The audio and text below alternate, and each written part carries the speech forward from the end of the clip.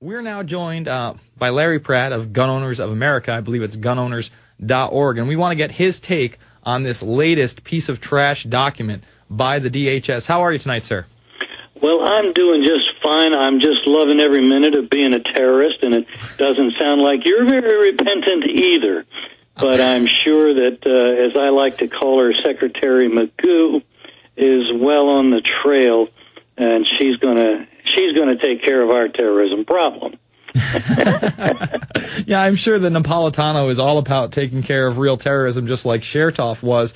And the interesting thing about this document, it is unabashedly not about Islamo-extremism. Now, usually they throw that in there. That's in a lot of the other documents. Oh, Al-Qaeda is going to get us. This is Al-Qaeda-like. They, right off the bat, say this is issues beyond Islamic extremism. And one of the most disturbing ones to me, Larry, right off the bat, the second one, alternative media. And let me read you the definition. A term used to describe various information sources that provide a forum for interpretations of events and issues that differ radically from those presented in the mass media products and outlets. So if we don't believe the corporate media and we use their own stories against them, apparently we're extremist terrorists. Well, of course, because if you're thinking outside the parameters they've established, that shows a dangerous level of rebellion, and they know that from experience that leads to strapping on explosive vests and blowing oneself up, right? I mean, isn't this a problem we have with all those Baptist pro-lifers and those Catholic traditional marriage types? And those returning veterans, oy vey! I can't believe the threat that they are. So, yeah, you're right. This alternative media stuff has just got to stop. And in fact, other folks in that administration are dedicated to trying to make sure that the alternative media comes to an end. And I kind of take it personally. I don't have a show that has a fraction of your listeners, or certainly of Alex Jones's, but I've got a little talk radio show once a week, Larry Pratt News Hour, and I interview all kinds of other fellow terrorists. And how are we going to be able to recruit for our terrorist cells if they cut off our ability to use the radio waves?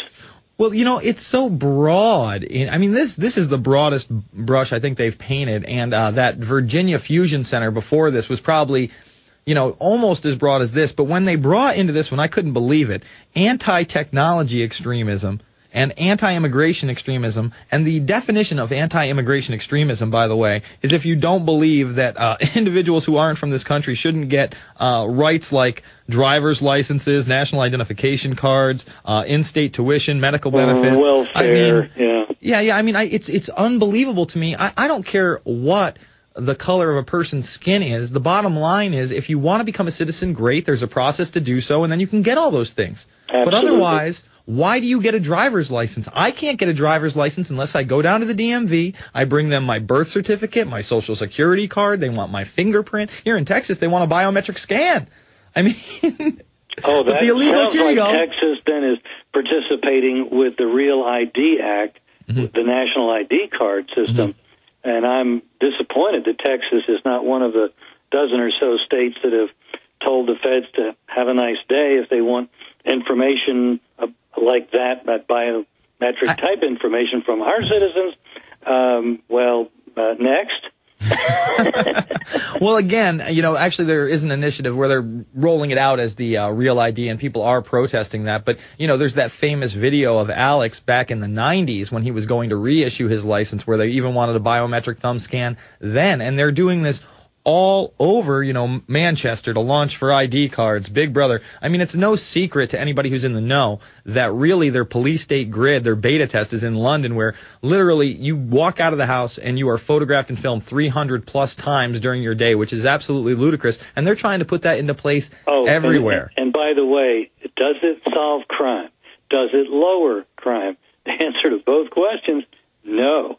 It doesn't solve crimes. It doesn't lower crime. It doesn't prevent crimes. It just means that they know what size of a body bag to bring to the scene of the crime that occurred many minutes before help will be able to get there. And that's an amazing thing that they make these claims that it's an effective crime-fighting tool. I mean, forget the privacy invasion. There's just nothing about what they claim for these systems that is true. It's all one big, fat piece of fantasy, I guess.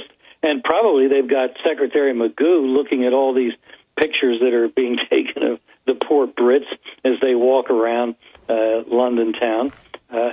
And Secretary Magoo will be as helpful finding criminals in England as over here. By the way, their murder rate is going up since their gun ban, which is more or less coincident with this invasion of privacy. Their violent crime rate has gone up astronomically, and that well-known pro-gun organization called the United Nations, I joke. Yes, they're very pro-gun. Has found that the English, the Brits, have the most violent country of all 17 of the most industrialized countries in the world, and that was not true just even 10 years ago, 15 years ago. Let's see, they've had their ban now for going on 12 years, and the lessons never learned, just same as over here in jurisdictions where we've had gun bans. Crime has gone up, murder has gone up, and rather than admit that, oh, looks like that was a bad idea, we better take that law off the books, they're talking in England now about banning replica guns, BB guns. You mean what they found the last terrorist with? Do you remember during the G20, they arrested a bunch of teenagers. One person was like 22, the rest were 19 and 16 years old. They said they were terrorists. They go into the house, they had some fireworks and a couple BB guns. They didn't have any weapons whatsoever. Now, did they retract the story? No, they said these are hardcore terrorists and we stopped an attack. Well, it's like that young man that's been arrested and still is in custody, apparently under the Patriot Act. His mama says, and we don't have any way to talk to him because he's been incommunicado for a couple of months since he was kidnapped, if you will, by the FBI. But apparently his computer was hacked, and things that the federales didn't like were coming off his computer, but were not coming from him. And they told the judge when they tried to justify keeping him incommunicado that, he's claiming that his IP address on his computer was hacked, and, well, that's just not possible, Your Honor. What a bunch of... They may be that stupid. They may actually not know. Well, they are that stupid, and that's because they're really not in touch with, my generation and the technology age. And what's even more scary is you're the one that's anti-technology, and they're the ones that are defending technology. I got it. Okay, thank you. Keep reminding me who the players are because I really need a scorecard. Well, again, that's a great point because I've always taken the position, it's like anything. It's a dual-edged sword. It can either empower humanity or it can enslave humanity. And unfortunately, the powers that be don't want to empower humanity. They want to empower themselves by enslaving us through this technology, through RFIDs, through these CCTV cameras, through this control grid that they have set up. And I'm not going to put up with it. I'm going to expose them. Actually, I should admit something. Mm-hmm. I am all in favor of biometric data being on people's cards and RFID chips for those who work for the government. Mm-hmm. I want to know where they are at all times. That they work for me, and I should have that information. Doesn't that make sense? Apparently they look at us like they're herd of cattle, and of course we chip cattle, don't we? It's true, and you mentioned hacking. One of the things in here, hacktivism.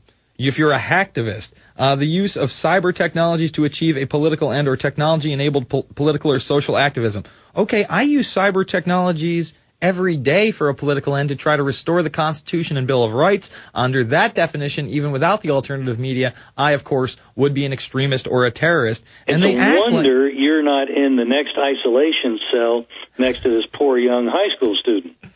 Well, let's hope that I have just a tad bit notoriety, and they can't just throw me in a cell for speaking my mind on the internet. I mean, I guess they can shut down the Alex Jones channel and nothing can be done. And that was so frustrating today, folks.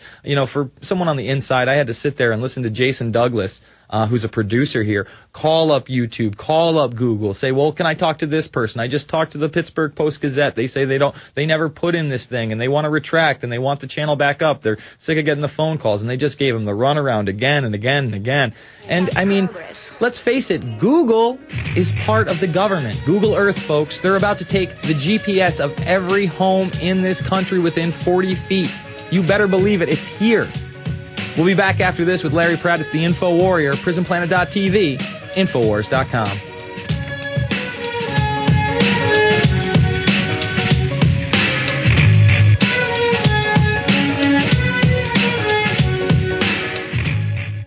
You're listening to GCN, the world leader in independent talk radio.